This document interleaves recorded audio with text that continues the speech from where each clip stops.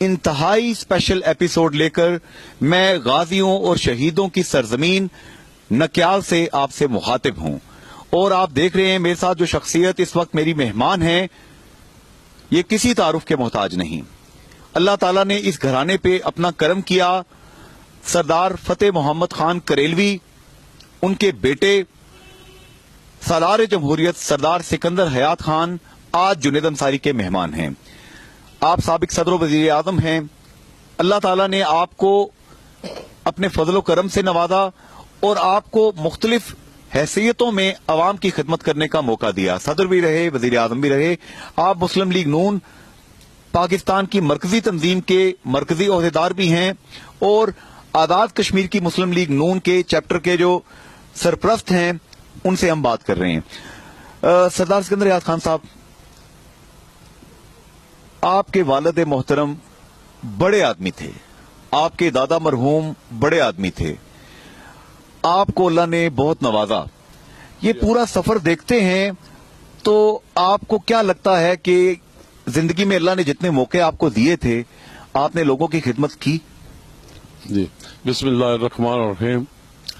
جنید صاحب، پہلے تو میں آپ کا شکریہ بھی ادا کرتا ہوں، اور یہ رسمی بات نہیں ہے، اور لوگ آج کل تشہیر پسند بھی ہیں، اور میڈیا، پرنٹ میڈیا اور الیکٹرانک میڈیا کے لوگ محتاج بھی ہیں، پیچھے پیچھے پھرتے ہیں، لیکن میں ان چیزوں سے جو ہے نا وہ بہت دور پہلے بھی رہا ہوں، اور آج کل تو جس طرح پہلے میں نے آپ کو ویسے بیٹھتے ہوئے بات کی کہ بیمار بھی ہوں، عمر سیدھا بھی ہوں، میرا چہرہ لوگوں کو دھوکہ دے جاتا ہے کہ وہ لوگ سمجھتے ہیں کہ یہ کوئی 50-60 سال کا ہے، تو اس وجہ سے تو 2-3 آپریشن کرائے ہوئے ہیں۔ نہیں آؤ، آپ نے یہاں تشریف لائے اور میرے ابتدائی کلمات میں جو باتیں آپ نے کی ہیں میں اس کا شکر گزار ہوں آپ کا، اور حقیقت پر مبنی ہے وہ۔ ایک جو آپ نے نام لیا نکیال، نکیال نہ اس کی کوئی تاریخ ہے، ایک گاؤں ہے۔ اس جو یہ سب ڈویژن ہے اس کا آفیشل جو نام ہے وہ فتح پور تھکیالہ ہے۔ ڈوگرا وقت میں یہ جو ہے پرگنہ تھکیالہ پراوا کے نام سے تھا 47 تک۔ اس کے بعد اس کا ویسے ہی نکیال ایک گاؤں ہے، جب آپ داخل ہوتے ہیں تو ہندوؤں کا ایک گاؤں ہے نکیال، وہ نیکا رام یا کچھ اس قسم کا تھا۔ تو جب یہاں پر فوج آئی تو پہلے چونکہ پہلا گاؤں ہے وہ نکیال، جو 1988 کی جو وہ شورش ہوئی جس میں یہاں پر والد صاحب یا دادا صاحب جو ہے نا، والد صاحب تو انعامی گرفتاری اور دادا صاحب کی جی بکرمی 1931-30 اس کے اس وقت یہاں کے مندر جلائے گئے تھے۔ تو جب فوج آئی 1947 میں تو یہ جو سڑک ہے نا کوٹلی سے، ادھر ہمارا کوئی راہ رسم نہیں تھا میرپور کوٹلی کے ساتھ، چونکہ یہ علاقہ جو ہے تھکیالہ پراوا یا آج کا فتح پور تھکیالہ جو ہے یہ پنچ کا حصہ ہے۔ یہ پہاڑی جو آپ دیکھتے ہیں آپ کے پیچھے جو ہے یہ سرحد ہے، تو اس میں نکیال ویسے ہی چونکہ یہاں آ کر فوجی بیٹھے اور انہوں نے پھر جو کنٹرول لائن کے قریب تھے تو یہ سڑک بھی لوگوں نے نکالی نکیال تک، تو وہ کوٹلی تک، تو جو فوجی آ کر بیٹھے اس گاؤں نکیال میں تو اس کا نام ویسے ہی لوگوں کے غلط العام ہو گیا۔ یہ افیشل نام نہ ریکارڈ مال میں ہے نہ جو ہے نا وہ پہلے ماضی میں تھا، تو اس لیے میں اس کی جو ہے تصحیح کرنا چاہتا ہوں۔ اب اس کے بعد میں جو آپ نے سوال کیا، یہ کوئی 1 صدی کا قصہ ہے۔ اگر یہ میری ذات تک ہو، میرے والد مرحوم تک ہو، دادا صاحب تک ہو، تو میں تو اسے جو ہے نا ٹریس کروں۔ یہ 1 صدی کا قصہ ہے، وہ پتہ نہیں حسرت موہانی صاحب کا شعر ہے یا کیا ہے کہ یہ 2-4 دنوں کی بات نہیں، 1 صدی کا قصہ ہے یا 1 صدی کا قصہ ہے 2-4 دنوں کی بات؟ ہاں جی ہاں۔ جب میں کبھی سوچتا ہوں کہ یہ کتنا بڑا ٹائم ہے، جب میں یہ سوچتا ہوں کہ میرے ساتھ کون تھا، جب میں یہ سوچتا ہوں کہ میرے والد کے ساتھ کون تھا، تو اس وقت یہ جس طرح آپ اپنے کلام میں اللہ تعالیٰ کا نام لیتے ہیں، اللہ تعالیٰ کی ذات کی بات کرتے ہیں، تو یہ اس کا کرم ہے کہ یہ ساری چیز جو ہے نا وہ ہو گئی۔ تو اس میں بات یہ ہے کہ یہ ایک پوری تاریخ ہے. مثلا جب 1931 میں میرے دادا مرحوم جو ہے نا وہ قید ہوئے تو اس وقت چکی کی سزا ہوتی تھی جیل میں. چکی پیسنی پڑ 10 سیر مکی جو ہے نا 10 سیر. تو یہ بڑا مشکل کام ہے. کبھی ہم نے بھی چھوٹے ہوئے گھر میں پہاڑ میں ہر گھر میں جو ہے نا وہ چکی ہوتی تھی, اس لیے کہ وہ آٹا تو ہوتا نہیں تھا تو گندم شندم. تو کبھی اگر خود گراٹ پر نہ جانا پڑے تو خود سیر 2 سیر لوگ پیستے تھے ہر گھر میں چکی. 10 سیر چکی روزانہ. اور ان کے ماموں سردار منصور خان وہ بھی قید تھے. وہ نازک مزاج آدمی تھے, نمبردار بھی تھے تو بڑے نازک مزاج, نہیں طاقتور نہیں. ان کے حصے کی 10 سیر چکی ہے وہ بھی پیستے تھے. 20 سیر چکی ڈیلی. بڑے لمبے تڑنگے تھے وہ. اور یہ آج لوگ شہادت دینے کے لیے بھی کوئی بزرگ تیار ہوں گے, لیکن یہ ہسٹری ہے.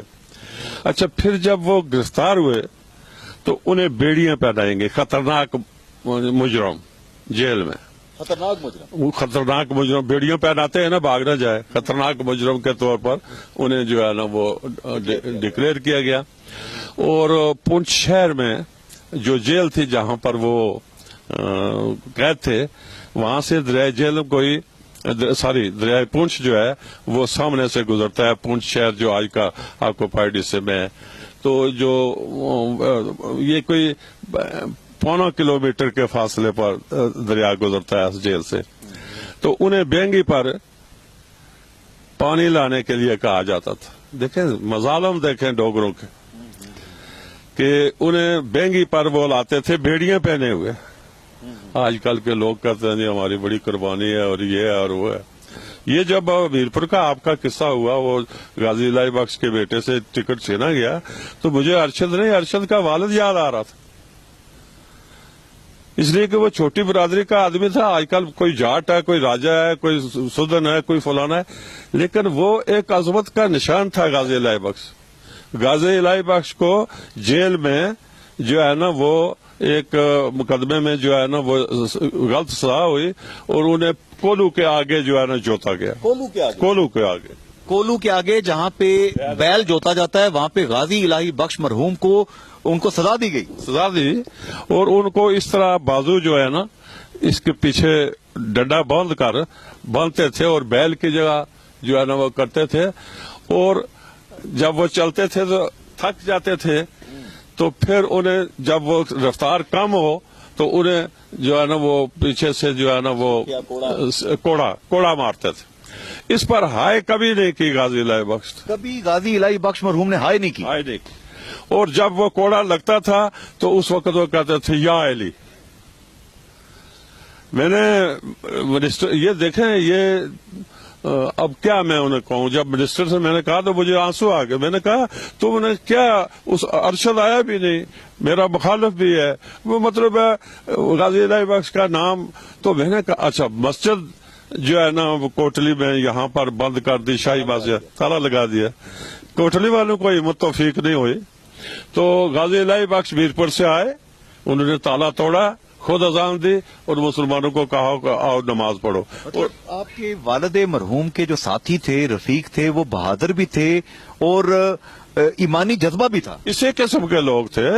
یہ تو آج تو میں کہتا ہوں کہ ان کی جو قربانیاں ہیں اس کا صلہ ہمیں اپنے جو آگے نالائق لوگ ہیں ان کی وجہ سے صلہ نہیں ملا. وہ تو جو 30s کے لوگ ہیں, جو مثلا میں چودھری غلام آباد صاحب کی بات کروں, آپ وہ سارا دن کرکنو میں بیٹھے رہتے تھے. اور یہ ان کے ساتھی بھی کہتے ہیں, خود سردار عبدالقیوم خان صاحب نے مجھے کہا, مجھے بھی پتا ہے, والد صاحب ان کے بہت ہی دوست تھے.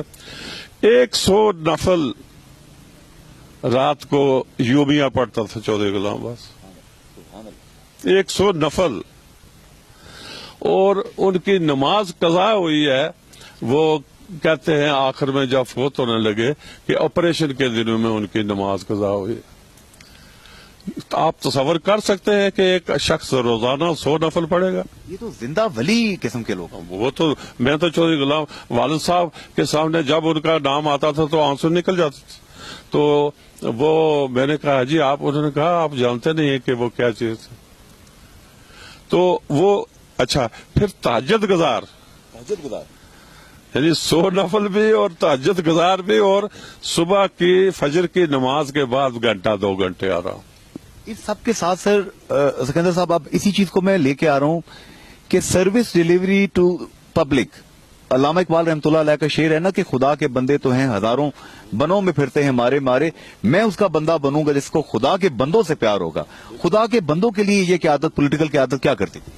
دیکھیں اگر جن لوگوں کا میں ذکر کر رہا ہوں اور یہ جو 2-3 قصے میں نے بیان کیے ہیں، میں اس پر پوری کتاب جو ہے نا وہ آپ کو جو ہے نا وہ دے سکتا ہوں۔ یہ جو دیکھیں چودھری غلام آباد صاحب قائد اعظم، چودھری غلام آباد صاحب جب رہا ہوئے آکوپائڈ کشمیر میں تھے نا، یہ دونوں 1947 کی بات ہے۔ اس بات پر جو بعض لوگ اعتراض بھی کرتے ہیں اور شاید اعتراض بھی صحیح ہے کہ کشمیری 2 لیڈر تھے، ایک چودھری غلام آباد صاحب قائد ملت اور ایک جو ہے نا وہ شیخ عبداللہ، یہ دونوں جیل میں تھے۔ اب ان دونوں کو جیل میں اس وقت نہیں جانا چاہیے تھا، اس لیے کہ ملک تقسیم ہو رہا ہے۔ قیادت کرنی ہے آپ نے، لیڈ کرنے لوگوں، اس وقت لیڈر لیس تھے 47 میں پوری ریاست جموں و کشمیر، بھائی کیا کرے؟ شیخ عبداللہ بھی جیل میں، چودھری غلام عباس بھی جیل میں، نیشنل کانفرنس کا سربراہ بھی جیل میں اور مسلم کانفرنس کا سربراہ بھی جیل میں۔ اچھا، لیکن آپ دیکھیں کہ چودھری غلام عباس صاحب کی بچی اغوا ہو گئی، سکھ لے گئے، تو قائد اعظم نے ریکویسٹ کی نہرو کو، تو وہ تو خیر چلے ایک ذاتی معاملہ ہے، لیکن جب وہ رہا ہو کر آئے تو ملنے گئے قائد اعظم کو، تو انہیں پتا چلا کہ وہ ڈرائی گروہ میں جو ہے نا وہ آ چکے ہیں چودھری غلام عباس۔ تو قائد اعظم نے، یہ تاریخی بات ہے اور سب جو ہے نا چودھری غلام عباس کے مخالف جو ہے نا وہ بھی اس بات کا اعتراف کرتے ہیں، تو قائد اعظم نے کہا اپنے اے ڈی سی کو کہ تم سے غلطی ہو گئی، میں چودھری غلام عباس کو باہر گیٹ پر ریسیو کرنا چاہتا تھا۔ اس حد تک ریسپیکٹ۔ ہاں، چودھری قائد اعظم کے 2 آدمی جو ہے نا وہ صرف ان کے ذاتی دوست تھے اور جن کا وہ احترام کرتے تھے، ایک چودھری غلام عباس صاحب مرحوم مغفور اور ایک حیدرآباد کے نواب یار جنگ بہادر، یا بہادر یار جنگ، کیا ان کا نام، جنہوں نے پاکستان کی مدد بھی بہت کی۔ نہیں وہ تو تھے نا نواب، یہ سیاسی کارکن تھے، نواب یا یار جنگ بہادر، وہ حکمران نہیں تھے، مسلم لیگ کے وہ لیڈر، یہ 2 ان کے دست راست تصور ہوتے تھے، جن سے وہ قائد اعظم علیہ رحمت دل کی بات شیئر کرتے تھے۔ اور یہ دونوں چودھری غلام عباس صاحب اگرچہ لیگ یہاں الگ تھے لیکن یہ اعزازی ممبر تھے مسلم لیگ کے، مسلم لیگ کے اعزازی ممبر تھے، اور کوئی اجلاس نہیں کرتے تھے جب تک چودھری غلام عباس جو ہے نا وہ موجود نہ ہو۔ اچھا، اس قیادت نے، یہ جتنی قیادت تھی، اس نے عوام کے لیے سر کیا کیا، کشمیری لوگوں کے لیے کیا کیا؟ کشمیری لوگوں کے لیے یہ جو ملک آزاد ہوا ان کی وجہ سے ہوا، اور اس کے بعد دیکھیں انہوں نے تو یہ خطہ جو آزاد ہوا ہے یہ تو ہوا، اس کے بعد ہمارا فرض تھا نا، جو آنے والی نسل ہے اس کا فرض تھا، اور جن لوگوں نے کوشش کی، بس یہ لبریشن سیل ہے، میں جب پرائم منسٹر بنا تو میں نے کہا بھی یہاں تو حکومت کرنے کے لیے ایک کمشنر کافی ہے، پیسے ادھر سے ملتے ہیں، ادھر ڈیولپمنٹ کر لیا، اور کیا ہے۔ یعنی کہ آپ سمجھتے تھے اپنی وزڈم کے ساتھ، اپنی دانش کے ساتھ، تجربے کے ساتھ، کہ اتنا چھوٹا علاقہ ہے جغرافیائی اعتبار سے ایک کمشنر کافی ہے۔ آج میں سمجھتا ہوں کہ سب یہ جھنجھٹ ختم کر کے ایک کمشنر لگا دیں، میں ایک آدمی سجیسٹ کرتا ہوں، میں 3-4 سجیسٹ کر سکتا ہوں، وہ سب کام اس سارے سسٹم سے بہتر کر سکتے۔ کس کس کو سجیسٹ کرتے ہیں آپ؟ دیکھیں بڑے دیاندار لوگ ہیں آپ کے، آپ بس پرانے لوگوں میں سے یہ چودھری یوسف ہیں اپنے ویسی والے، جن کا آپ ماہر تعلیم جو ہے، اور بے غرض ان کو وائس چانسلر بنا رہے تھے تو انہوں نے انکار کیا۔ اب لوگ مارے مارے پھرتے ہیں. میں جب سیکنڈ ٹائم پرائم منسٹر بنا تو میں نے دیکھا کہ یہ نظام جو ہے تعلیم کا بڑا خراب ہو رہا ہے, تو میں نے انہیں تعلیم کی ہے, ریٹائر ہو کر. انہوں نے مجھ سے درخواست نہیں کی تھی, ریٹائرمنٹ بھی اپنے وقت میں لی تھی. ہر ملازم مارے مارے پھرتا ہے جی کہ مجھے ایکسٹینشن ہو, نہ مانگا. تو میں نے انہیں فون کیا کہ میں نے کہا چودھری صاحب کے نظام خراب ہو رہا ہے تھا, آپ میری مدد کر سکتے ہیں. کہنے لگے کیا؟ میں نے کہا میرے ساتھ آپ بشیر آ جائیں ایجوکیشن. تو کہنے لگے کہ میرے جو ہے نا وہ جو اپنا سکول ہے اس کا نظام خراب ہو جائے گا. تو میں نے انہیں کہا کہ چودھری صاحب یہ تو آپ کے سکول کا نظام ہے, میں پورے آزاد کشمیر کے نظام خراب ہے. تو ہنسے, کہنے لگے کہ بڑی زبردست بات تم نے کی ہے. تو مجھے ایک تو ہو گئے چودھری یوسف صاحب, اور مثلاً اور آج کے بس یہ اکرم سہیل ہے. اکرم جو آدمی صاف گو آدمی, مطلب اور یہ سارے جتنے ہیں نا, میں جن کے آپ کو نام بتاؤں, خلیل قریشی ہے, طارق مسعود ہے, بشارت شیخ ہے. بشار شیخ صاحب ہو گئے, بالکل. اچھا, تو اس مطلب تھوڑے یہ ایسے لوگ تو یہ بڑی اللہ کی کرم ہے کہ آج موجود ہے, ورنہ تو آپ ان نئے میں سے ایک بھی نام نہیں لے سکتے. نئے لوگوں میں سے ایک نام بھی نہیں لے سکتے. ایک نام بھی میں ایک نام بھی نہیں لے سکتا. اکرم سہیل صاحب کا آپ نے نام لے دیا, تو اکرم سہیل صاحب نے تو وہ جناب ماڈل ٹاؤن کی جو تھی انکوائری, وہ بتایا تھا کہ کرپشن ہوئی ہے, تو ان کو پھر کھوڑے لائن لگا دیا تھا نے, ان کو او ایس ڈی بنا دیا تھا. تو اس کے علاوہ جتنی کرپشن کے کیسز ہوتے تھے وہ اس پہ دیانتداری سے اپنی بات کہہ جاتے تھے. تو ایسے لوگ تو اسٹیبلشمنٹ قبول نہیں کرتی سر. نہیں, یہ اسی وجہ سے ہے نا, قبول نہیں کرتی. لیکن میں نے جو ہے نا اکرم سہیل کو اپنا سیکرٹری رکھا تھا. کیا بات. اس وقت بھی یہ فوجی اس پر ناراض تھے, اس کو او ایس ڈی بنایا ہوا تھا. جی, یہاں پہ سردار سکندر حیات خان صاحب سالار جمہوریت, میں فتح پور تھکیالہ میں موجود ہوں. غلط العام میں جس کا نام نکیال لوگ کہتے ہیں, یہ فتح پور تھکیالہ ہے سرکاری گزٹ کے اندر. اور یہاں پہ ہم بات کر رہے ہیں ہسٹری کے حوالے سے. ہم بریک لیں گے, بریک کے بعد موجودہ سیاست بات کریں گے کہ سیاست آزاد کشمیر کا کون سا رخ اختیار کرے گی. چلتے ہیں چھوٹے سے کمرشل بریک کی جانب. 7 ارب سے زائد انسانوں کے اس گلوبل ولیج میں ہر کوئی جاننا چاہتا ہے سچ کیا ہے. جھونپڑیوں سے لے کر اقتدار کے ایوانوں تک سچ کی اس تلاش میں آپ بھی ہمارے ساتھ شامل ہو سکتے ہیں. سچ کیا ہے؟ جی ناظرین, welcome back after short commercial break. سردار سکندر حیات خان, سابق وزیر اعظم, صدر آزاد کشمیر اور آل جموں کشمیر مسلم لیگ کے آپ سرپرست اعلیٰ ہیں. مسلم کانفرنس ٹوٹنے کی وجہ کیا تھی سردار صاحب؟ ٹوٹنے کی وجہ جو ہے نا وہ عتیق خان, وہ کسی صاحب الرائے آدمی, کسی دیانتدار آدمی, کسی اپنے والد کے ساتھی کو وہ برداشت نہیں کرتا تھا. جس شخص میں اہلیت ہو, صلاحیت ہو اور دیانتدار ہو اور سردارکیوں کا ساتھی رہا ہو, اسے وہ برداشت نہیں کرتا تھا. مجاہد اول سردار عبدالقیوم خان آپ کا بہت احترام کرتے تھے. میں بھی کرتا ہوں.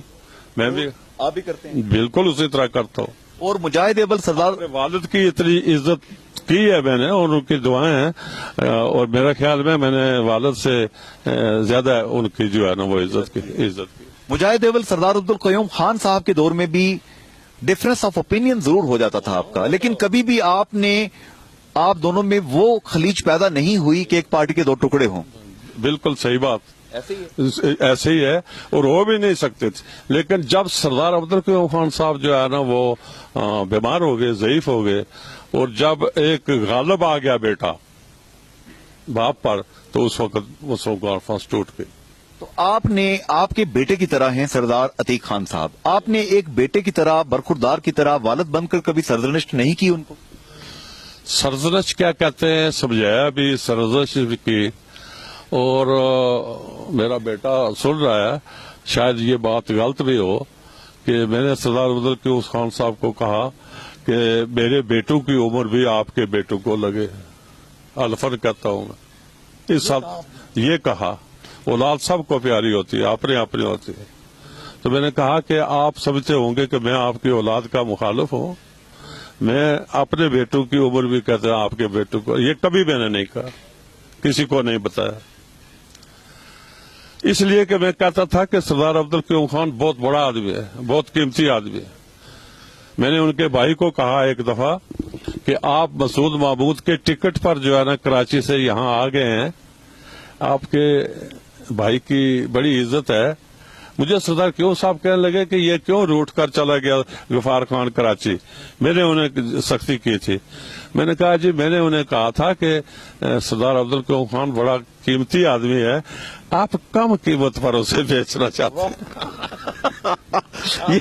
پی آئی اے کے ٹکٹ پر اسے بیچ دیا جو ہے نا. تو میں نے کہا کہ اگر بیچنا ہی ہے تو پھر اس کی پوری قیمت وصول کرو. اچھا, آپ بڑا زبردست سینس آف ہیومر ہے آپ کا سردار صاحب. سردار صاحب, مسلم لیگ نون آپ لوگوں نے آپ نہیں بنائی ہے بیسیکلی, کیونکہ مجھے پتا ہے کہ ہر حلقے میں آزاد کشمیر کے جتنے بھی حلقے ہیں آپ کے چاہنے والے بڑی تعداد میں وہاں موجود ہیں, جو آپ کو فالوئنگ کا کلب ہے, فالوورز کا کلب ہے. آپ نے مسلم کانفرنس کے اندر رہتے ہوئے جب سردار قیوم خان صاحب اور آپ دونوں موجود تھے, ہم دیکھتے ہیں کہ ریسٹ ہاؤسز پہ لکھا ہوا ہے جی سردار سکندر حیات خان صاحب نے افتتاح کیا ہے. ہم جاتے ہیں سڑک پہ سردار عبد القیوم خان صاحب کا نام دکھائی دیتا ہے, آگے جاتے ہیں جنرل حیات صاحب کا کہیں نام دکھائی دیتا ہے. تو آپ دونوں کی ٹیم نے ڈیلیور کیا لوگوں کو. یہ جو کچھ آپ دیکھتے ہیں مثلا ڈیولپمنٹ کے نام پر جو دیکھتے ہیں, وہ ایک بات ہو جائے کہ مسلم سردار قیوم صاحب بھی ڈیولپمنٹ پر یقین نہیں کرتے تھے. اچھا, ان کے نزدیک ترجیح جو تھی نا وہ اسلام اور کشمیر. تعلیم بھی بیچ میں گئی تھی. جی تعلیم بھی تھی اس میں ترجیح ان کی. تعلیم بھی تھی لیکن یہ بہرحال ثانوی حیثیت رکھتی. ٹاپ پریورٹی قیوم خان صاحب کی تھی کشمیر اور اسلام. کشمیر اور اسلام.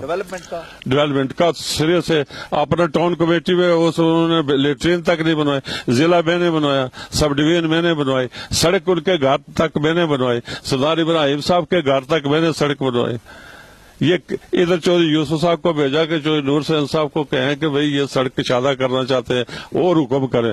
یہ سب کوئی غازی ملت, کوئی مجاہد اول, کوئی فلانا فلانا, یہ سب جو ہے نا تشہیر چاہتے ہیں. انہیں ڈیولپمنٹ کا کوئی مجھ سے آپ کے جو سیاسی مخالفین ہیں نا, ظاہر ہے کہ جب ویسے تو کہتے ہیں کہ چاند کا تھوکا منہ پہ آتا ہے, ٹھیک ہے, منہ پہ آ کے گرتا ہے اگر آپ چاند کے اوپر تھوکیں گے. ویسے سیاسی مخالفین یہ کہتے ہیں کہ سردار سکندر حیات خان صاحب نے ٹھیک ہے جی ڈیولپمنٹ بڑی کروائی, سڑکیں بڑی بنوائی, پل بڑے بنوائے, اسکول بڑے بنوائے, ضلع بڑے بنوائے, لیکن کرپشن سب سے زیادہ آپ کے دور میں پروموٹ ہوئی, پلاٹوں کی سیاست ہوئی, ایم ڈی اے وغیرہ اس طرح کی چیزیں لانتے جو ہیں یہ آئیں. یہ کیا وہ جھوٹ بولتے ہیں, آپ پہ جھوٹا الزام لگاتے ہیں؟ بالکل غلط بات کرتے ہیں, یہ بالکل غلط بات کہتے ہیں. کرپشن آپ مجھے کہتے ہیں کہ میرے دور میں زیادہ ہے, مجھے مخالفین کہتے ہیں نا. مثلا یہ امر واقعہ نہیں ہے کہ 85 کی حکومت بننے کے بعد کوئی ایک مہینے کے بعد ایک سیکٹری نے مجھے آ کر, اور سیکٹری بھی جو برادری کے لحاظ سے جو ہے نا میں راجپوت ہوں, وہ تگڑے آدمی, جس کا بیٹا ابھی وہ بھی سیکٹری ریٹائر ہوا ہے, تو اس نے دفتر میں آ کر جو ہے نا وہ پیسے چھوڑ کر چلا گیا.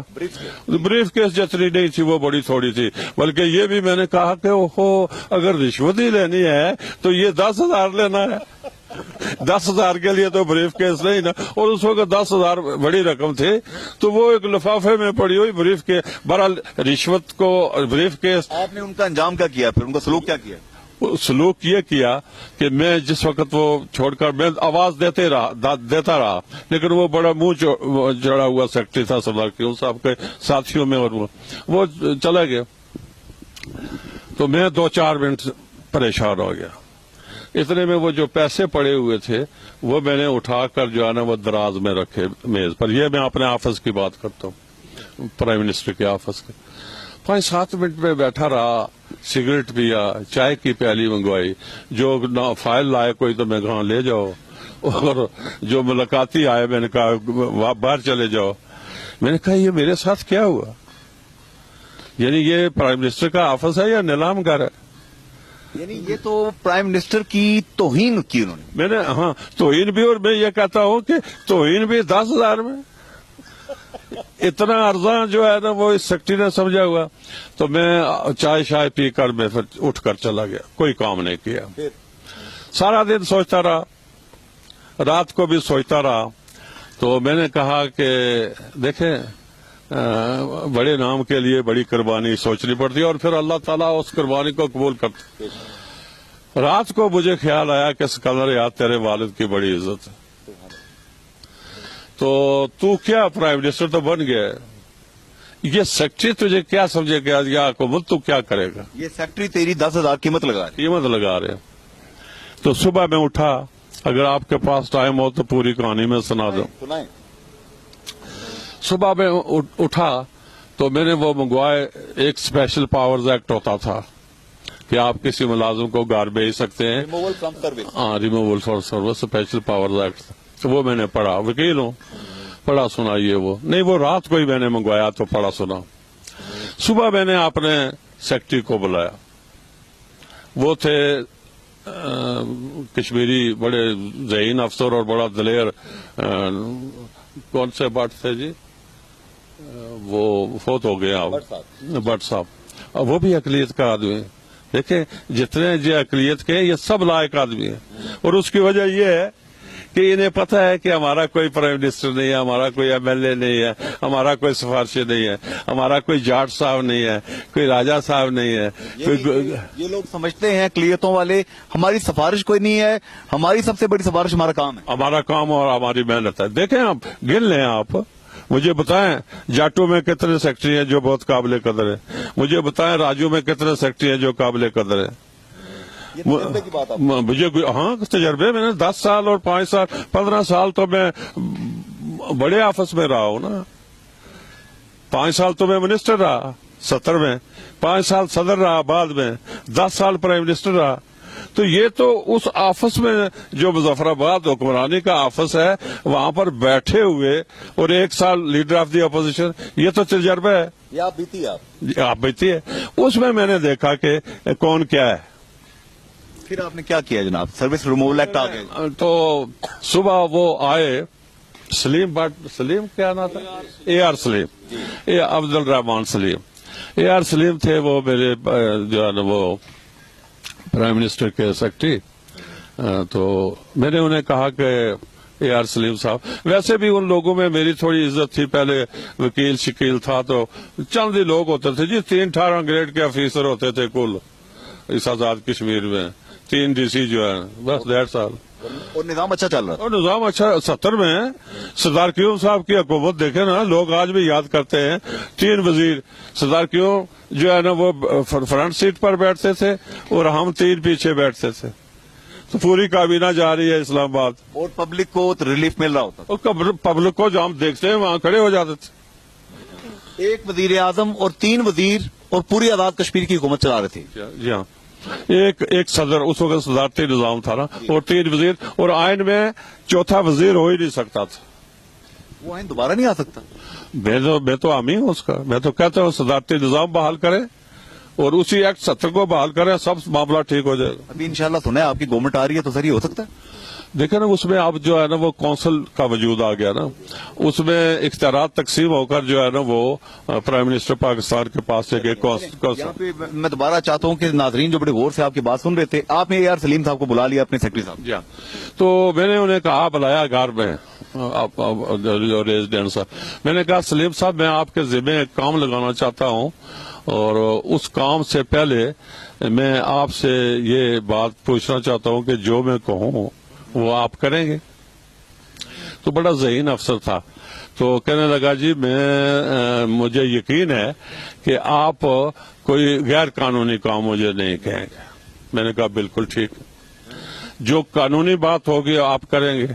तो कहने लगा जी मैं ना करूं तो मैं तो आप मुझे सजा दे सकते हैं। तो मैंने कहा मैंने फैसला किया है कि लेकिन एक बात करें कि जब तक मैं ये बात पूरी कर ना लूं उस वक्त तक ये जिक्र किससे आ जाऊं। तो कहने लगा जी वादा करता हूं। मैंने कहा मैं राजा नियाज को आज फारिग करना चाहता हूं। तो थोड़ा सा सहम गया, बड़ा जोरदार सेक्रेटरी था राजा नियाज। आपकी फैमिली से भी थे शायद? जी हाँ, अब वो फैमिली के राजे, और ये फारूक हैदर उनका बेटा, और राजा फारूक हैदर हमजुल्फ है ना। जी जी जी हाँ। आपने कहा मैं फारिग करना चाहता हूँ? जी मैं फारिग करना चाहता हूँ और आज ही करना चाहता हूँ। फारिग भी आज ही करना चाहता हूँ। तो वाह, कहने लगा जी कानून पढ़ूं, या मैंने कहा मैं पढ़ लिया है मैंने। और आपने पढ़ लिया? जी हाँ। मैंने कहा वो मैं आपको तकलीफ नहीं देता हूँ, वो मैंने पढ़ लिया है, आप सिर्फ अमल करेंगे जो मैं कहता हूँ। वाह, कहने लगे ठीक है। मैंने कहा आप चलें दफ्तर। उन दिनों कोई प्राइम मिनिस्टर का ऑफिस नहीं था, तो मैं जो डायरेक्टर प्लानिंग थे ना, उनके ऑफिस में जो है ना, वो जहां आजकल चीफ सेक्रेटरी का शायद दफ्तर है, उस पुरानी सेक्रेटेरिएट में, वो नीचे जो है ना वो प्राइम मिनिस्टर और ऊपर चीफ सेक्रेटरी जो है ना वो बैठता था, एक कमरा। तो मैंने कहा कि आप चलें और चीफ सेक्रेटरी को मेरे ऑफिस में बुलाएं कि प्राइम मिनिस्टर बुला रहा है। लेकिन जब वो आए दफ्तर में तो मुझे इतला दें कि चीफ सेक्रेटरी आ गए। एजेंडा उनको ना बताएं? नहीं, एजेंडा नहीं। मैंने कहा एजेंडा नहीं बताना है, और आप मैं आऊंगा भी उस वक्त कि जिस वक्त वो आ जाए। तो गया, वो 10 मिनट की बात थी, तो वो उन्होंने कहा जी, जो चीफ सेक्रेटरी थे उस वक्त काजमी साहब, पता नहीं क्या नाम था, काजमी, अच्छा हाँ आ गए। तो उस सलीम साहब ने मुझे कहा जी कोई आ गया। मैं गया तो मैं दरवाजे करवाए, उससे बंद। मैंने कहा भाई अंदर कोई ना है। चीफ सेक्रेटरी को मैंने कहा जी कि मेरे साथ ये वारदात। इस दौरान चपरासी अंदर आया, चौकीदार, वही जो दफ्तरी था, तो कहने लगा जी कि आपके पैसे रह गए हैं इधर। मैं सुबह साफ कर रहा था ये मेज, तो उसमें से आपके पैसे मिले हैं। वही जो सेक्रेटरी साहब आपको तोहफा देंगे, दराज में डाल गया था ना, वो निकाले उन्होंने, यहाँ पड़े हुए। हाँ पड़े हुए। मैंने उससे ताला शाला तो होता ही नहीं था इसे, तो वो पैसे मैंने कहा अच्छा इंतजाम करते हैं उसका जो है ना। तो एविडेंस भी आ गया वहाँ? हाँ एविडेंस। वो आकर मुझे कहने लगा ना कि जी ये दफ्तर, इसमें मैंने पैसे देखे हैं, तो शायद आपके रह गए हैं। फिर क्या हुआ? तो मैंने कहा चीफ सेक्रेटरी साहब को, और सलीम थे, मैंने कहा देखा ये प्राइम मिनिस्टर के दफ्तर की तजलील है, और अब इस चपरासी के सामने, वो अली अकबर नाम है उसका चपरासी का, अब वो रिटायर हो गया। तो मैंने कहा कि यहाँ एक सेक्रेटरी ने मेरे साथ ये सलूक किया है कल। तो मैं उसे बताया, उसे चीफ सेक्रेटरी को, कि उसे आज निकालना है। तो वो उसके याराना भी था, तो कहने लगे जी माफ कर दे, ये कर दे, वो कर दे। मैंने कहा नहीं, अब माफी कोई ये नहीं हो सकता, क्योंकि उससे पहले मैं राजा नियाज को वो अटेम्प्ट करता था, मुझे इस आपका ड्रेस ठीक नहीं है, ये नहीं है, कपड़े लेने हैं ये। तो सरदार क्यों साहब मुझे कहें जी कि आप राजा नियाज को टाइम नहीं देते हैं। मैंने कहा जी मैं घर में टाइम नहीं देता हूँ। वो इतना होशियार आदमी था, अब ये इंटरव्यू देखकर वो उसका बेटे भी परेशान हो जाएंगे। तो ऐसी होशियार चीज थी कि वो, मैंने कहा जी मिलने आकर घर में मिलने नहीं देता हूँ। सरदार क्यों साहब को दरमियान में ये बात आ गई ना, वो तो वो मेरे को बैठे, तो चपरासी को बुला करके कि भाई देखो वो कार में एक चीज है, लिफाफे में तो ले आए। तो चपरासी बाहर जाए, कार में से लिफाफा बंद, तो ये अब उसको क्या पता है, तो प्रिजम्पशन ये होगी जी कि ये ब्रीफ केस है।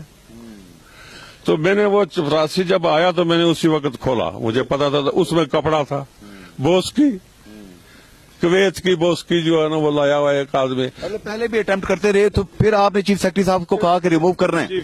अच्छा, मैंने कहा कि रिमूव कर रहे हैं, तो कहने लगे जी नहीं। मैंने कानून निकाला, मैंने कहा जी इसके तहत उसमें था कि 25 साल की सर्विस के आप इस्तीफादा देकर निकाल सकते हैं। तो वो कहने लगा जी चीफ सेक्रेटरी के एक गुजारिश है। मैंने कहा क्या कि जी 30 साल की सर्विस का दे। मैंने कहा आप 100 साल की दे दे, मुझसे गरज नहीं है, राजा न्याज नहीं रहेगा। तो गोया करप्शन का जो इल्जाम मुखालफिन अभी चौधरी मजीद साहब या उनके जितने दोस्त उनके साथ हैं, वो बार बार एक ही स्टीरियोटाइप की बात करते हैं कि करप्शन है। इस लिहाज से शुक्रगुजार हूँ कि आपने ये सवाल किया। तो फिर उसको अच्छा, अब चीफ सेक्रेटरी उठने लगा, किस्सा सुन रहे ना आगे। चीफ सेक्रेटरी कहने लगे जी के दफ्तर में जाते हैं, ये ब्यूरोक्रेसी एक घोड़ा है, इसको सवार जो है ना अगर लगाम ढीली छोड़े तो ये उधर चला जाएगा जिस तरफ इसे चारा नजर आएगा, इधर नजर आएगा। देखें आप ये बड़ा बड़ा मजेदार जुमला कहा है आपने। आपने ये कहा है, बड़ा जबरदस्त जुमला कहा है आपने कि ब्यूरोक्रेसी एक मुंह दौर घोड़ा है और अगर सवार ढीला होगा तो ये चारे की तरफ चला जाएगा। जिधर मर्जी। ये जो टांगे वाले टांगा देखे ना आप, उसके जो टांगे का आगे जो घोड़ा है उसके क्यों डाला हुआ है इधर आंख, क्योंकि वो सीधा चले, इधर उधर ना देखे। वो तो घास उसकी जरूरत है, इधर चला जाए। तो वो अगर घोड़ा अगर सवार कमजोर है तो वो घोड़ा जो मर्जी करेगा। तो ब्यूरोक्रेसी भी एक घोड़े की तरह है, बेलगाम घोड़े की तरह है इसको। लेकिन ये है कि आप अगर ब्यूरोक्रेसी से काम लें तो वो बड़ी जबरदस्त चीज है, बड़ी जबरदस्त चीज है, और उसी ने आपको डिलीवर करना है। तो फिर चीफ सेक्रेटरी साहब जो हैं वो जीते या आप जीते? नहीं, चीफ सेक्रेटरी नहीं था, वो सेक्रेटरी था ना। कह रहा चीफ सेक्रेटरी साहब अपने दोस्त को बचाने में कामयाब हुए या नहीं? मैं बताता हूँ, लोग उठकर जाने लगे। अच्छा जी मैं दफ्तर में जाकर बात करता हूँ, अभी मुकम्मल नहीं हुआ ये समझे, ये ड्रामा है, एक फिल्म है।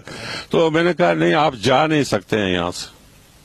कहने लगे जी दफ्तर में जाऊंगा, वो मैं डिप्टी सेक्रेटरी को बुलाऊंगा। तो मैंने कहा डिप्टी सेक्रेटरी को इधर बुला रहे। डिप्टी सेक्रेटरी राजा मकसूद जो मरहूम कमिश्नर बरनाले वाले थे उस वक्त, वो डिप्टी सेक्रेटरी थे। मैंने कहा जी इधर बुला रहे।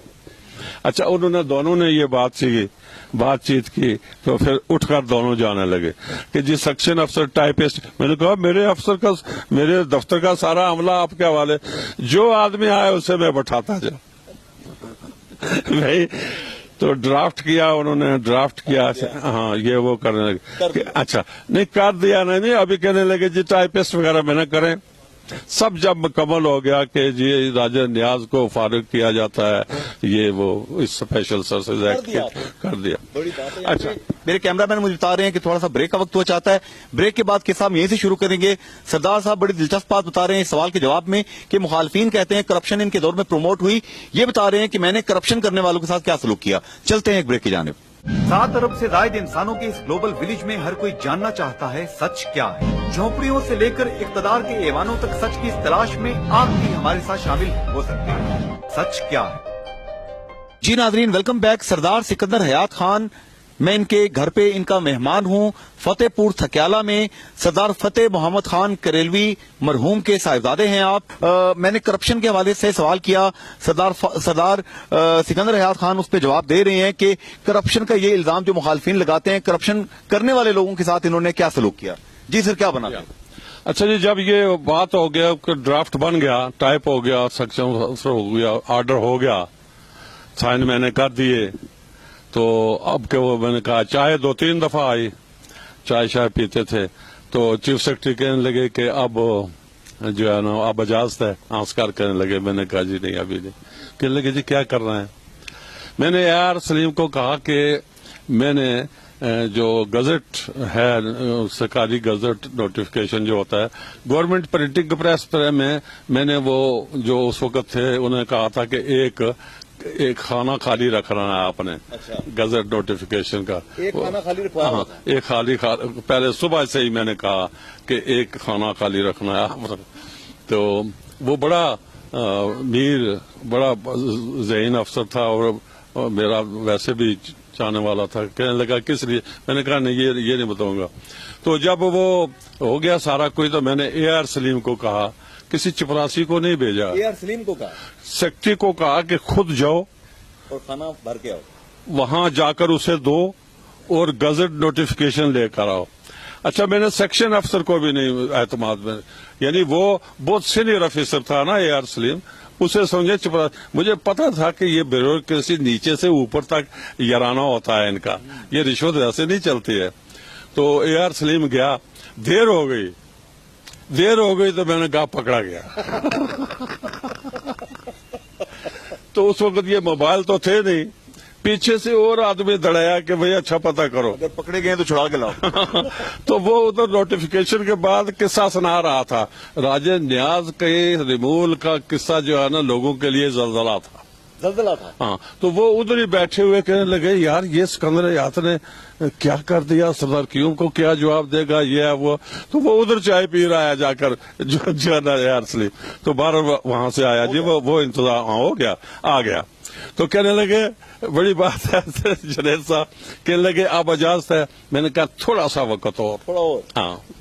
تو وہ میں نے کہا کہ بند کرو یہ لفافہ، تو جاؤ راجہ نیاز کو سرو کرو.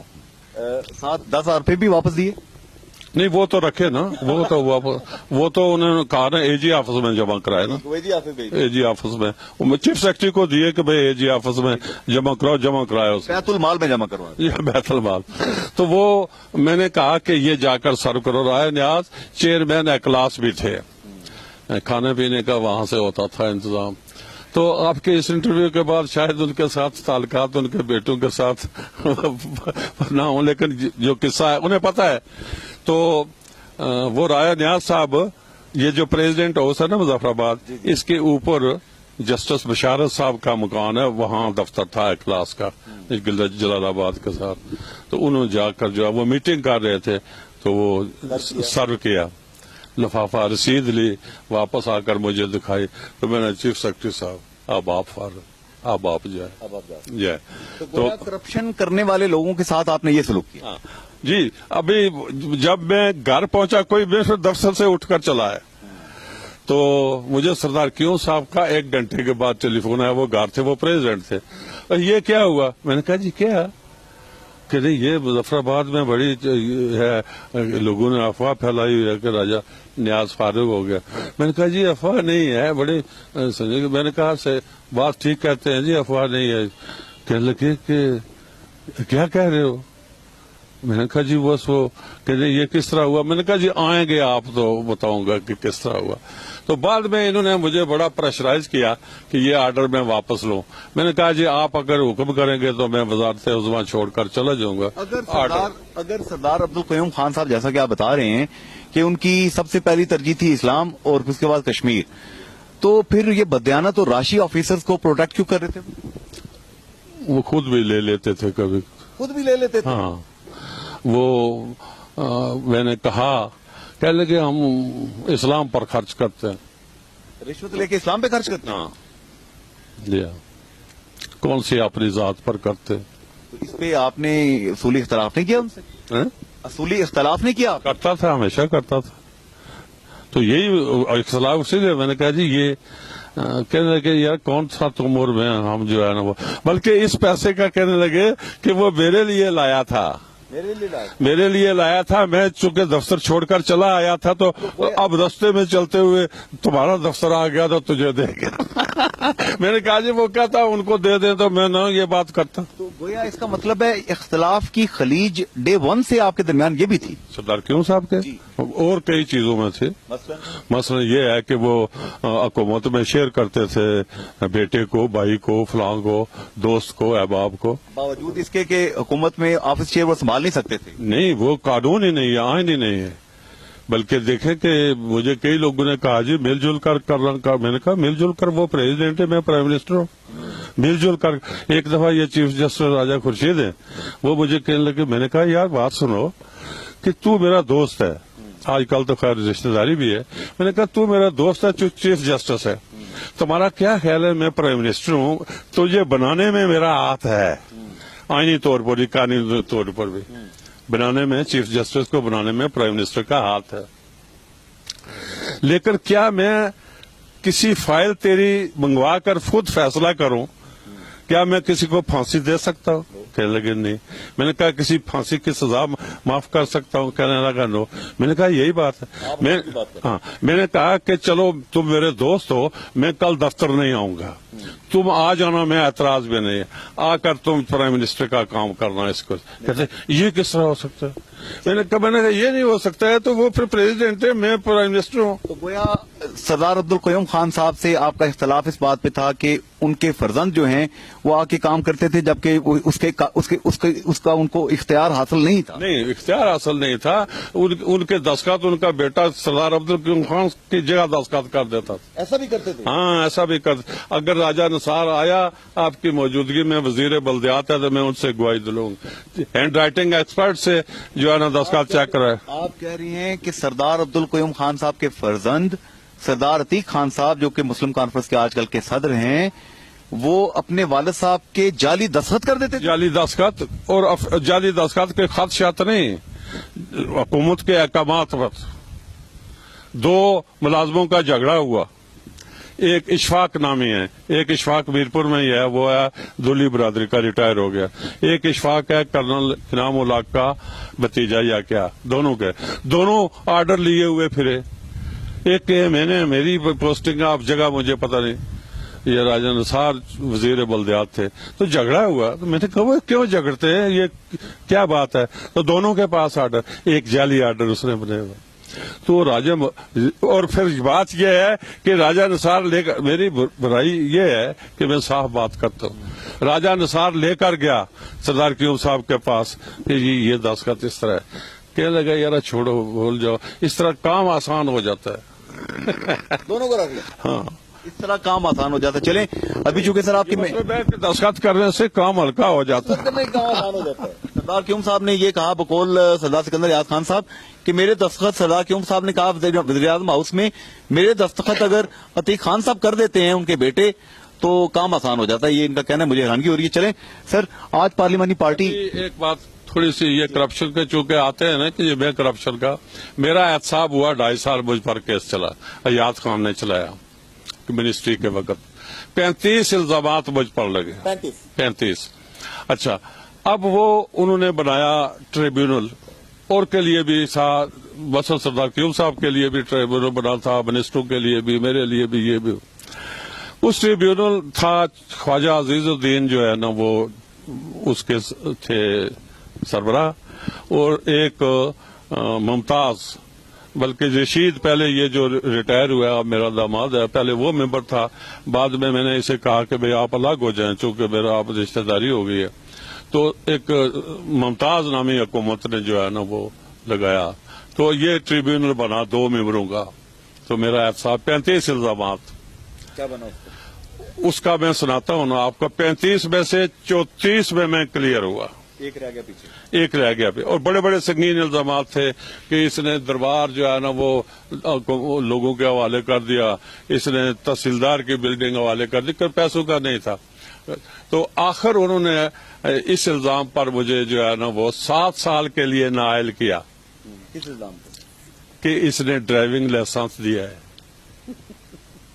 یہ افتخار گیلانی آئے گا آج، ڈرائیونگ لائسنس دیا ہے، ڈرائیونگ لائسنس کا حکم دیا ہے، یہ بڑے سے بڑا جرم تھا آپ کا، بڑے سے بڑا جرم۔ اچھا، 7 سال کے لیے نااہل۔ اب جب ٹریبیونل کا قانون یہ تھا کہ ٹریبیونل کا ممبروں میں اگر ڈفرینس آف اوپینین ہو تو پھر وہ سپریم کورٹ میں جائے، چیف جسٹس کے پاس جائے گی فائل، تو لہذا جو چیئرمین تھا نا، اس نے تو کہا جی کہ یہ کیا الزام ہے، لیکن ممبر نے کہا جی کہ نہیں، یہ بڑا قصور ہے۔ مجھے بتائیں، یہاں پہ یہ بات کلیئر ہو گئی، ایم ڈی ایک ادارہ ہے میرپور آزاد کشمیر میں، اب اوپر چیف جسٹس کے پاس جا یہ حکومت نے کہا جی کہ نہیں، چیف جسٹس نہیں فیصلہ کر سکتا، وہ انہوں نے آرڈیننس کر لیا، سپریم کورٹ کرے گا، تو سپریم کورٹ نے کہا کہ بھائی یہ کیا، اچھا ایلیگیشن، بلکہ قصے کی بات یہ ہے کہ جو میرے خلاف ایویڈنس ہوئی، اب وکیل نہیں کر سکتے، ایویڈنس ہوئی کہ ایس پی نے جاری کرنا تھا نا، اور کیا علاؤدین، آغا علاؤدین تھے اس وقت ایس پی، میں نے لکھا درخواست پر، جو آصف گیلانی کی اس درخواست پر کہ موصوف سائل جو ہے یہ معروف ٹرانسپورٹر ہے، اس کو لائسنس جاری کیا جائے، جاتا ہے نہیں کیا جائے، ایس پی نے جاری کیا، کرتا ہی وہی تھا، اتھارٹی وہی تھی، وہ میرے خلاف گواہ پیش ہوا، اس وقت وہ اے آئی جی ٹریفک تھا، تو میں نے کہا جی کہ یہ لائسنس جو ہے نا آپ نے منسوخ کیوں نہیں کیا، اگر آپ یہ میں نے غلط دیا تھا تو آپ اے آئی، انہوں نے کہا جی یہ بالکل صحیح تھا۔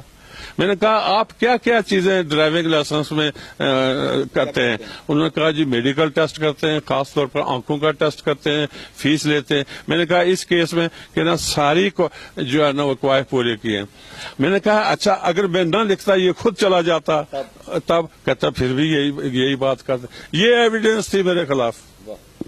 میں تھوڑا آگے چلوں گا سر، چونکہ آپ کے مہمان بڑی تیزی سے آ رہے ہیں اس وقت، اور میں چاہوں گا کہ ان کا وقت، وہ آپ کے پاس آئیں، آپ سے ملنے آئیں، آپ سے پیار لینے آئیں، رہنمائی لینے آئیں، یہ وقت انہیں ملنا چاہیے۔ मीरपुर में एमडीए नाम का एक इदारा है। बाज लोग ये कहते हैं कि एमडीए में करप्शन जो है वो आपके दौरे हुकूमत में हुई, प्लाट एक की जगह दो की जगह 4 कीमतें हुई, मुकाबला हुआ और ये एक मंडी बन गई। क्या ये इल्जाम दुरुस्त है?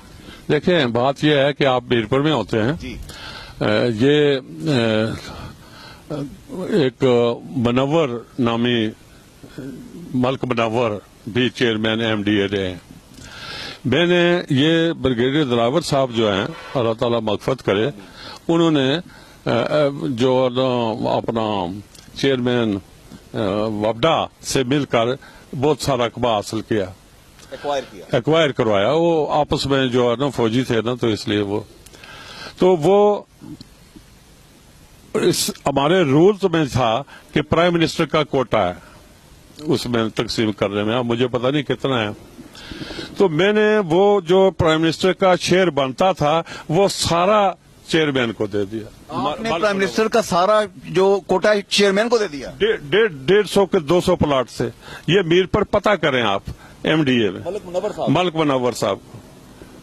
मैंने कहा कि भाई ये जो है ना, और ये जो छत्रपड़ी स्कीम है जिसमें ये प्लाट और वो मुफ्त दिए थे, पता नहीं 4 मरले या 5 मरले का। आपने अपना कोटा 150-200 कनाल आप अरबों रुपए कमा सकते थे, क्यों तकसीम कर दिया?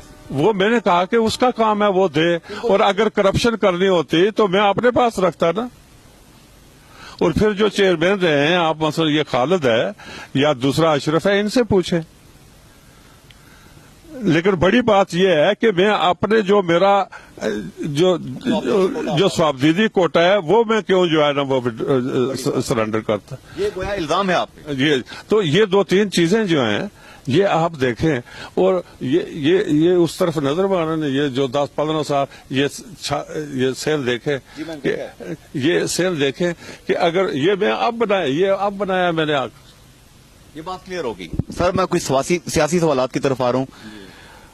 मजीद साहब, आजकल नक्याल में जो हादसा पेश आया, पीपल्स पार्टी को वो शहीदों की पार्टी कहते हैं और मुंशी खान साहब को वो कहते हैं कि उनके कारकुन थे, उन्होंने मुस्लिम लीग नून के लोगों ने शहीद कर दिया।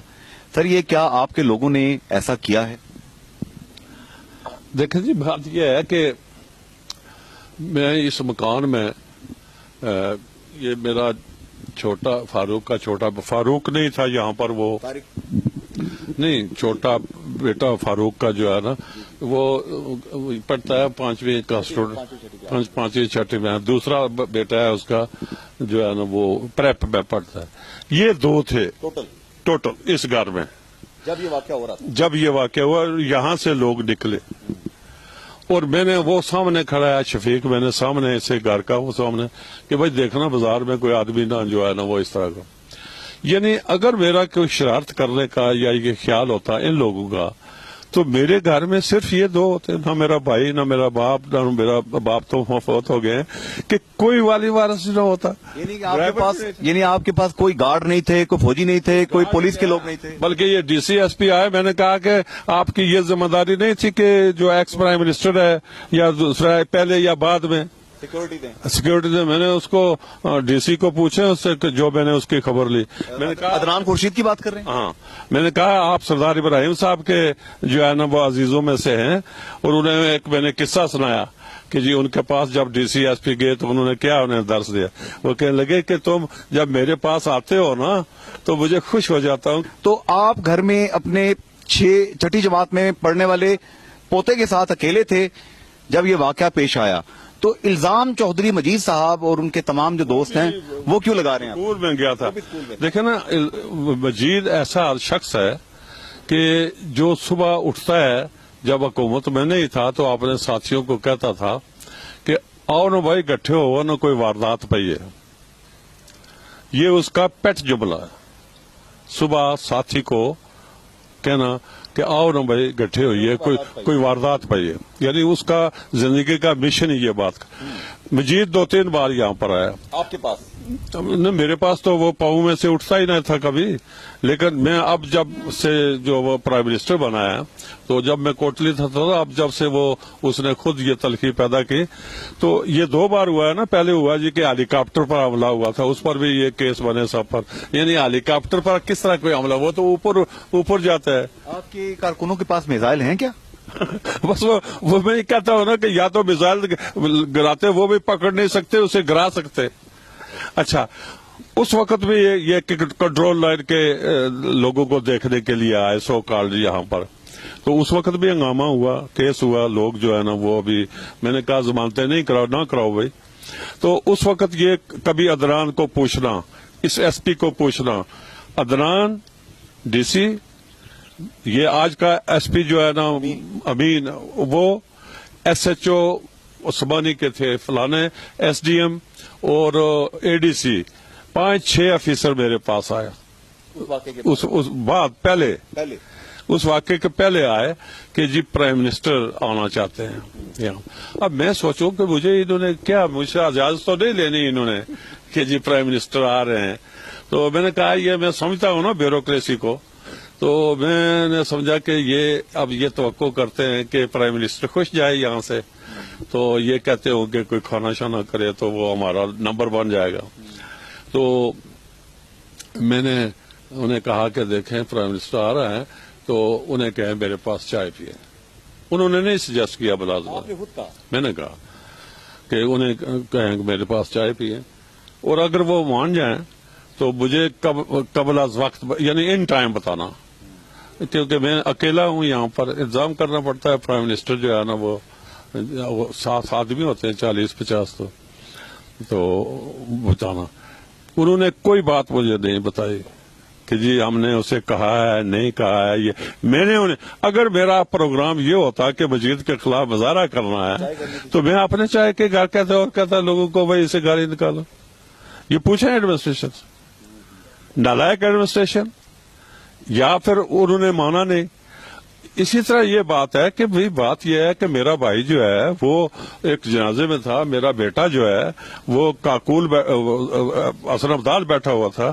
یہ انصر ہے اس کا بھائی ڈاکٹر لیاقت کا, ڈی آئی جی کا. ڈی آئی جی لیاقت کے 2 بیٹے جو ہیں وہ حسن ابدال کیڈٹ کالج میں ہیں. اس دفعہ سیکیورٹی پرپز کے ساتھ انہوں نے کوئی 3-4 دن سکول بند کرنا تھا. وہاں بیٹے والدین کے ذریعے باہر آتے ہیں, ویسے نہیں. جب یہ واقعہ ہوا تو جب پٹی چلی کہ فاروق سکندر جو ہے نا وہ اس میں شامل تھا, تو ڈاکٹر لیاقت نے اپنے بھائی کو جو یہاں ڈیوٹی پر تھا, انصر, آج بھی شاید یہی ہوگا, کبھی ہو تو پوچھ لے اسے, اس نے کہا کہ بھئی وہ تو میں اور وہ اکٹھے بیٹھے ہیں, وہ بھی اپنے بیٹے کو لینے آیا ہوا ہے, اور ادھر جو ہے نا وہ مزید ایف آئی آر. تو پھر یہ چودھری منشی صاحب جو ہیں یہ کوئی ہارٹ اٹیک سے فوت ہو گئے یا آنسو گیس کی شیلنگ سے فوت ہوئے؟ سفوکیشن سے. دیکھیں نا, یا تو چوٹ گولی لگے, ڈاکٹری رائے یہ ہے کہ نہ گولی تو چلی ہی نہیں نا. اچھا پتھراؤ ہے, انہوں نے کہا جی کہ نہ یہ گولی سے موت ہوئی ہے نہ پتھراؤ سے موت ہوئی ہے, کیونکہ کوئی خون, کوئی زخم, کوئی کچھ انہوں نے کہا جی سفوکیشن سے جو ہے نا وہ موت. تو یہ آنسو گیس جو ہے یہ مسلم لیگ نون کے کارکن چلا رہے تھے؟ ظاہر ان کے پاس ہوگا تو مجھ میں بھی کہوں کہ مجھے بھی دے دو. بات یہ ہے یہ پولیس کے پاس ہوتی ہے, اور پولیس چلاتے, پولیس نے چلائی نا. پھر پولیس مقدمہ پھر پولیس پہ درج ہوتا ہے, مجھے قانون کا پتہ نہیں. اگر میں آج پرائم منسٹر ہوں تو یا اس وقت میں ہوتا تو میں پولیس کے خلاف کیس کرتا. کیس پولیس پہ ہوتا؟ بالکل ہوتا. پولیس مجرم ہے. پولیس مجرم ہے. دیکھیں آپ اس چوک میں سے قدم ناپیں, یہ بازار کتنا ہے, 100 گاز نہیں ہوگا. دوسری طرف تھوڑا سا ہے, وہ دوسرے ادھر جو ہے نا جہاں پر ہمیشہ جھگڑا یہ آ کر کرتے ہیں, یہ 100 گاز نہیں, 700 پولیس والے تھے یہاں پر. اتنے چھوٹے سے بازار میں 700 پولیس والے؟ 700. اور وہ جو سامنے آنا نظر آتا ہے وہ اوپر کھمبا جو ہے نا وہاں سے چوک تک 100 گاز نہیں ہے, اور ایک لائن جو ہے نا وہ بالکل آرمی کا کیمپ ہے. اچھا, یہاں ہر وقت وہ آرمی اور کرنل. سیکورٹی تو ٹھیک ہے, یہاں پہ آرمی موجود ہے, یہاں پہ پھر 700 پولیس والے کیا لینے آئے تھے؟ بس انہوں نے یہ ساری شرارت تو نہیں کی ہے. یہ مجید صاحب نے منگوائے تھے؟ پتہ نہیں مجید نے منگوائی یا ڈی آئی جی نے بھیجے یا ایس پی نے منگوایا. جو ایس پی ان کا زیادہ ہے نا گجر برادری کا, یہ جو امین ہے. تو ویسے آپس کی بات ہے, مجھے ذرا قانون بتا دیں, چونکہ آپ 2 دفعہ پرائم منسٹر رہے ہیں, تو میں تو کبھی آج تک پرائم منسٹر نہیں بنا, مجھے نہیں پتا کہ پرائم منسٹر کے اختیارات کیا کیا ہوتے ہیں. پرائم منسٹر کے کہنے پہ زیادہ پولیس ڈپلوائے ہو سکتی ہے؟ نہیں، پرائم منسٹر اگر خواہش کا اظہار کرے تو ہو سکتی ہے، کوئی غیر قانونی بات تو نہیں ہے کہ جی وہ زیادہ لگاؤ یا کم لگاؤ. البتہ پرائم منسٹر جو ہے نا وہ ذمہ دار ہے. اب میں یہاں بیٹھا ہوا تھا، اوپر تھا میں، تو میں نے دیکھا کہ وہ پہلے یہاں پر کوئی 45 منٹ پہلے آ گیا تھا لوگوں سے. اب وہ میں نے ٹی وی پر دیکھا ہے احمد میر صاحب کے کہ میں بعد میں گیا ہوں. جھوٹ بول رہا تھا. اب آگے چلتے ہیں. یہ سارا واقعہ ہوگا، آپ نے کلیئر کر دیا کہ آپ کا ہاتھ اس میں نہیں ہے. آپ اپنے معصوم پوتے کے ساتھ گھر میں تنہا تھے، وہ بھی بچہ بھی اسکول تھے، آپ اکیلے تھے، تو آپ کا اس طرح کوئی پلان نہیں تھا. یہ ایک حادثہ ہوا. مجھے یوں لگ رہا ہے کہ اب جتنی پولیٹیکل کیمپین ہے، سردار صاحب، چودھری مجید صاحب شہیدوں کی پارٹی کہتے ہیں اپنی پارٹی کو، اور اب یہ جو آزاد کشمیر کی سیاسی مہم ہے، شاید یہ چودھری منشی شہید جو ہے یہ پوری اس کیمپین کو بار بار یاد کراتا رہے گا کہ چودھری منشی فتح پور تکیالہ، جسے نکیال کہا جاتا ہے، وہاں شہید ہوئے تھے اور مسلم لیگ نون کے کارکنوں نے ان کو شہید کیا تھا. آپ کیا سمجھتے ہیں کہ ایسا ہو سکتا ہے؟ اللہ نہ کرے. نہیں، دیکھیں بات یہ ہے کہ آپ آئے ہوئے ہیں، آپ جا کر دیکھیں کہ جہاں پر یہ کہتے ہیں تصادم ہوا ہے یا پتھراؤ ہوا ہے کہ کس کی پراپرٹی ڈیمیج ہوئی ہے. میری ہوئی ہے، میرے بھائی کی ہوئی ہے، میرے رشتہ داروں کی ہوئی ہے. ہاں، توڑی پتھر پتھراؤ انہوں نے کیا نا. یہ تو سامنے ہے نا، پوچھ لیں جو دکان جس پر پتھر لگا ہے، ایویڈنس کہ کس کی. ایک دکان اگر گجر برادری کی یا پیپلز پارٹی کی ڈیمیج ہوئی ہو، ایک بھی نہیں ہوئی، یعنی یہ کس قسم کا پتھراؤ ہے جو ہم نے کہا کہ جی سکندر آزاد کی دکانیں توڑو؟ یہ کس قسم کا نون والے جو ہے نا وہ نعیم کی دکانیں توڑ رہے ہوں؟ دیکھیں، میں یہاں اس قصبے کا میں، یہ میرا مکان ہے، میرے والد کی قبر ہے، میری بیگم کی قبر ہے، نعیم کی جو ہے نا وہ اس کی بیگم کی قبر ہے ادھر جو ہے. یہ تو آؤٹ سائڈر نے باہر سے آ کر جو ہے نا فتنہ فساد پھیلاتے. ایک ادھر کا رہنے والا. چلے یہ ہو گیا. کیا چودھری مجید صاحب اور ان کی جتنی پیپلز پارٹی ہے، مسلم لیگ نون کو وہ پریشرائز کر مجھے جو ہے نا بیک فٹ پر لے جانا، آپ کو کارنر کرنا چاہتے ہیں؟ وہ یہ میں دیکھے نا سکندر یاد کو اور آئیں گے بھائی. میں تو الیکشن سے بہت عرصہ پہلے 2006 میں جو ہے نا وہ میں نے چھوڑ دیا. 10 سال ہو گئے، 6 اور 10 سال ہے، میں ریٹائر ہو گیا. اب مجھے کیوں کہتے ہیں یہ کہو جی کہ فاروق کو ہرانا چاہتے، یہ کہو جی نعیم کو، میرا نام کیوں لیتے؟ اس سارے واقعے میں آپ کا کوئی ہاتھ نہیں؟ میرا ہاتھ کیا، میں تو کہتا ہوں جی اگر جو اس واقعے میں اگر میرے آدمیوں کا ہاتھ ہو تو میں وہ ہاتھ کاٹ دو. ایک بہت بڑی بات سالار جمہوریت سردار سکندر حیات خان صاحب نے کہہ دی. میں فتح پور تکیالہ غازیوں شہیدوں کی دھرتی سے آپ کو فیکٹ فائنڈنگ کر کے آپ تک پہنچا رہا ہوں. ضمیر آپ کا ہے، ایمان آپ کا ہے، مرنا آپ نے بھی ہے، مرنا میں نے بھی ہے، رہنا اس دنیا میں کسی نے نہیں ہے. وہ فیصلہ کیجئے جو آپ کا ضمیر کہتا ہے. اگر سردار سکندر حیات خان کی گفتگو، ان کی باتیں آپ کے دل کو ٹچ کر رہی ہیں تو ان کا ساتھ دیجئے. اگر کوئی سوال کرنا چاہتے ہیں مزید، مجھے بھیجئے. میں سکندر حیات خان صاحب کے پاس دوبارہ آؤں گا اور تمام سوال ان سے کروں گا، لیکن پروون ناٹ گلٹی.